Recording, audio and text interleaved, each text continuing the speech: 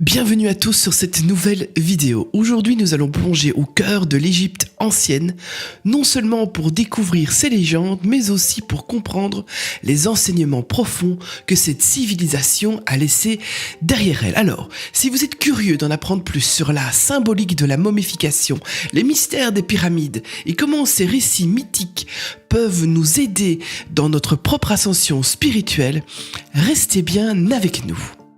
L'Égypte, dans ses débuts, représentait une société intégrée, où la technologie et la spiritualité se mêlaient harmonieusement. À cette époque, les grandes pyramides et les monuments prenaient forme, symboles d'un savoir sacré qui nous guide à travers différents niveaux de conscience jusqu'à l'ascension ultime. Cependant, au fil du temps, l'influence d'Orion a réintroduit une dualité qui a contribué à la polarisation de la société égyptienne. Ce patriarcat qui cherchait à dominer le féminin marque le début de la chute de cette civilisation autrefois unifiée. Cette lutte, nous la connaissons bien aujourd'hui, un écho du conflit entre Osiris et Seth, se rejouant sur la scène mondiale sous forme d'une bataille entre la lumière et l'ombre. L'histoire égyptienne nous montre surtout l'importance d'intégrer en nous-mêmes les énergies masculines et féminines, la lumière et l'obscurité, et de rétablir l'harmonie entre technologie et spiritualité. À travers cet équilibre, nous devenons des âmes complètes, prêtes à évoluer vers des dimensions supérieures.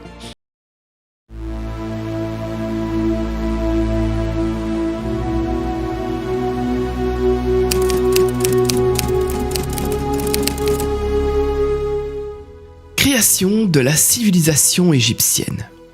Au commencement, l'Égypte fut conçue comme une tentative d'intégration des cultures de l'Atlantide et de la Lémurie. Les rares survivants des guerres atlantes ont en réalité trouvé refuge en Égypte. Ils apportèrent avec eux des concepts acquis en Atlantide, qu'ils développèrent davantage sur cette nouvelle terre. Certaines âmes lémuriennes s'incarnèrent également en Égypte. De nombreuses âmes choisirent de vivre une expérience différente de la polarité extrême qui prévalait en Atlantide et en Lémurie. L'objectif de l'Égypte était de bâtir une civilisation alliant les meilleures qualités des deux cultures. Ainsi, dans ses débuts, il y eut une intégration de la technologie et de la haute spiritualité. C'était la première tentative sur Terre d'établir une société plus intégrée dans ce sens. Cependant, avec le temps, cette dynamique évolua comme c'est souvent le cas sur notre planète.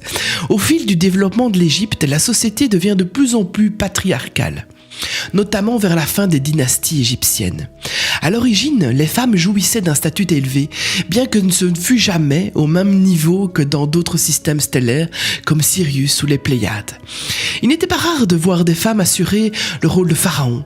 Toutefois, certaines femmes pharaons ressentirent le besoin de se présenter sur une apparence masculine pour être mieux acceptées ou respectées, cherchant à incarner l'archétype d'Osiris. On peut comprendre ceci en lisant l'histoire de la reine, la pharaone Hatshepsut. L'histoire d'Osiris, Isis et Horus. Au fil de l'exploration de l'histoire égyptienne, Sirius sera évoqué à de nombreuses reprises, car c'était le principal système stellaire qui a exercé une influence majeure sur la culture égyptienne. Toutefois, des influences d'Orion et dans une moindre mesure des Pléiades ont également joué un rôle. La race des Anunnaki a également marqué l'Égypte. Cette race était en réalité un mélange hybride, résultant de l'union de familles reptiliennes et humanoïdes de Sirius. Ces groupes se sont interconnectés par le biais de mariages et ont donné naissance à cette race hybride unique. Pour en savoir plus sur ces différentes civilisations, n'hésitez pas à aller voir les épisodes correspondants dans notre série Histoire de la Galaxie. La culture originale du système stellaire de Sirius, située dans la constellation du Grand Chien, a exercé une influence plus importante sur la Terre que tous les autres systèmes stellaires. Les galactiques syriens visitèrent la Terre depuis ses débuts de son histoire et ont joué un rôle direct dans le projet du génome humain. En effet, presque tous les humains vivant sur cette planète possèdent différents niveaux variables d'ADN syrien. De nombreux concepts qui font partie de notre culture terrestre, qu'il s'agisse de la science, de la religion ou de l'histoire, trouvent leur origine dans les enseignements des écoles des mystères de Sirius, qui ont ensuite été transposés dans les écoles des mystères égyptiennes. Osiris était un être originaire de Sirius. Il était un survivant de l'Atlantide, étant en réalité un être galactique, ainsi que sa compagne Isis. Osiris avait pour mission d'être un enseignant et un guide pour la civilisation humaine de cette époque. Il représente le divin masculin à son plus haut niveau. Le culte d'Osiris est associé aux capacités intellectuelles et à l'inventivité, incarnant la conscience du masculin divin. Isis, quant à elle, représentait le féminin divin à son apogée. Bien que son culte ait été quelque peu manipulé par la suite, elle symbolisait le pouvoir du féminin sacré. Osiris et Isis eurent un fils nommé Horus, une divinité majeure du panthéon égyptien, représentant l'intégration des énergies masculines et féminines. L'un des yeux d'Horus symbolisait la lune, représentant l'énergie féminine, tandis que l'autre symbolisait le soleil, représentant l'énergie masculine. L'œil d'Horus est une image emblématique encore présente dans notre culture contemporaine. Osiris avait un frère nommé Seth, le dieu du monde souterrain. Beaucoup connaissent l'histoire où Seth déchire Osiris en morceaux et le jette dans le Nil. Isis doit alors rassembler toutes les pièces pour les réunir. Après cela, elle fut fécondée par Osiris, ce qui donna naissance à Horus. La contrepartie féminine d'Horus était Hathor, une déesse également originaire de Sirius, qui a passé assez longtemps sur Vénus avant de venir sur Terre. Hathor présente des qualités vénusiennes et est souvent représentée avec des cornes de taureau, ce qui établit un lien avec la constellation du taureau, où se trouvent les Pléiades. Elle s'efforçait de ramener le féminin divin de la manière positive en Égypte, poursuivant le travail qu'Isis avait commencé, mais qu'elle n'avait pas pu achever.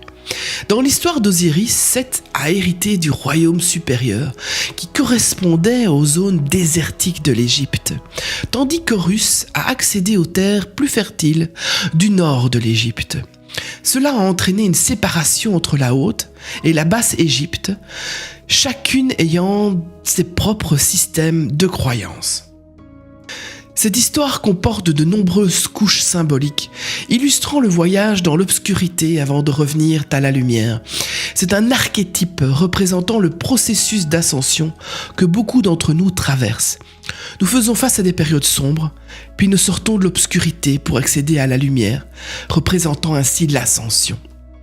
Horus incarne notre moi éclairé et symbolise l'intégration des aspects masculins et féminins, ainsi que des énergies sombres et lumineuses dans notre évolution spirituelle. Lorsque nous parvenons à harmoniser ces éléments en nous-mêmes, nous devenons l'archétype d'Horus. Évolution de la civilisation égyptienne. À l'aube de l'Égypte, la société était plus intégrative, coïncidant avec la construction des grandes pyramides et des monuments emblématiques. Le Sphinx, qui date d'une période antérieure à celle des pyramides, possédait à l'origine un visage félin plutôt qu'humain. À l'origine, il symbolisait l'influence de la constellation de la Lyre. Cependant, avec l'avènement des pharaons ayant des liens plus étroits avec Orion, le visage du Sphinx fut modifié pour devenir plus humain.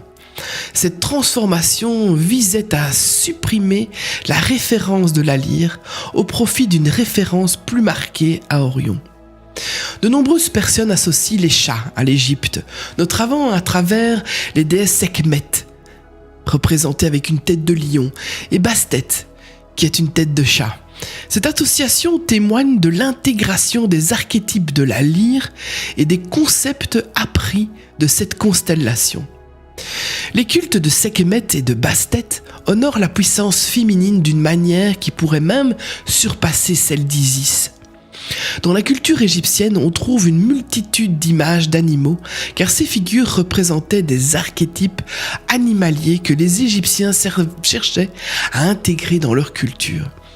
Les chats sont souvent liés à la puissance du féminin divin, incarnant une force à la fois douce et furtive. Les crocodiles, quant à eux, symbolisaient une énergie plus reptilienne.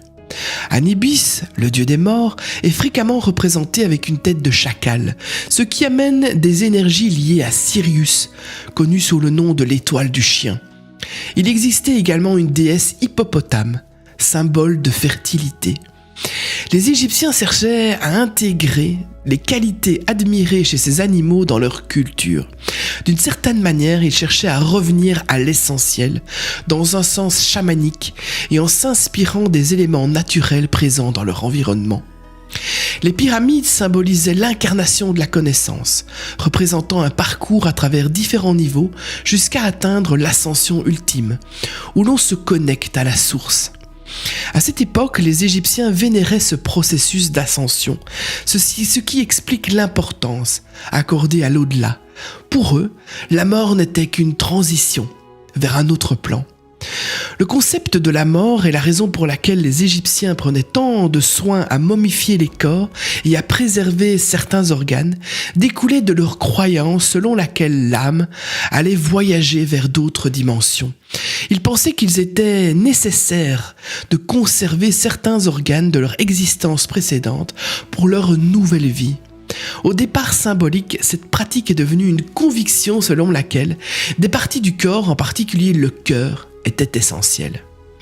Dans le culte de Maat, après la mort, le cœur était pesé contre une plume d'autruche de Maat.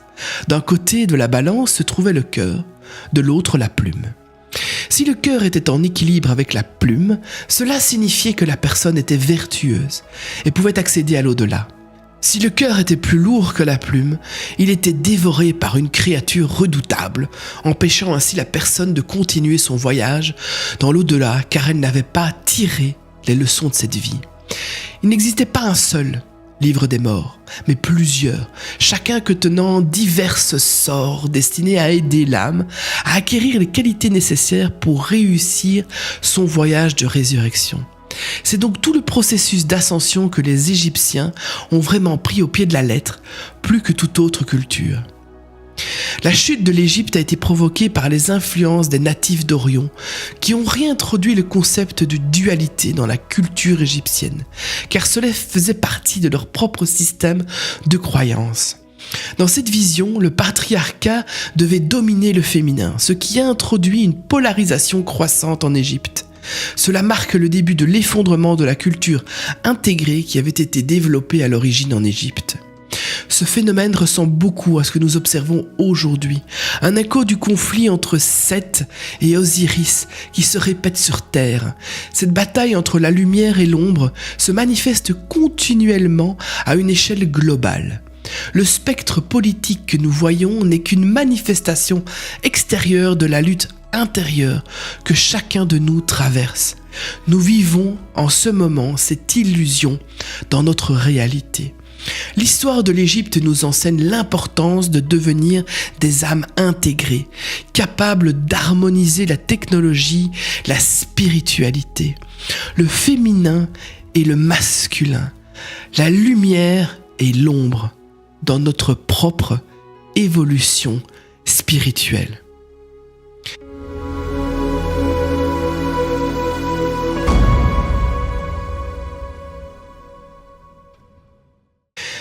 Nous voilà à la fin de cette exploration fascinante de l'Égypte ancienne et de ses précieux enseignements spirituels.